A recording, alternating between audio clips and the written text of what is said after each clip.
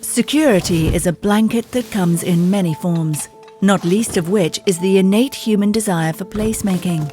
Having a plot of land and building a home feeds the yearning to nest, which can be traced to the oldest, most instinctual part of our brain. But for the world's 2.5 billion indigenous peoples and local communities, land means so much more. As a main source of their cultures and livelihoods, their land and forests provide them with food, medicine, and shelter, while acting as the foundation for their sacred sites.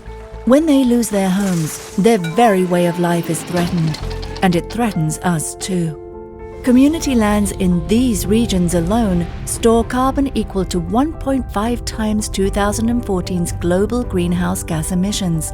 If they were deforested, the impact would be universal. Given that forests are critical in the battle against climate change, surely governments must be working to secure the rights of these communities.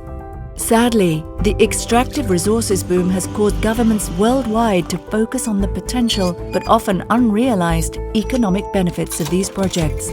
These governments hand out community lands to developers that legally appear to be uninhabited. Yet, an analysis of 73,000 recent developments found that people lived in 93% of them.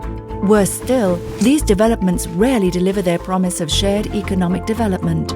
So what can be done?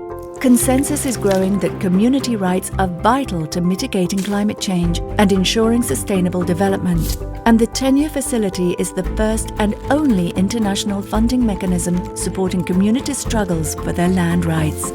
Securing these rights on maps and in laws shields communities from the unexpected plans and operations of governments and private investors everywhere.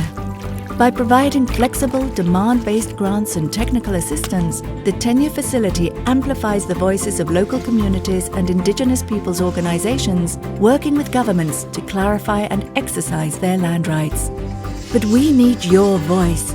Share this message and help shine a light on communities' abilities to safeguard their own futures while protecting the lands and forests humanity's future depends on.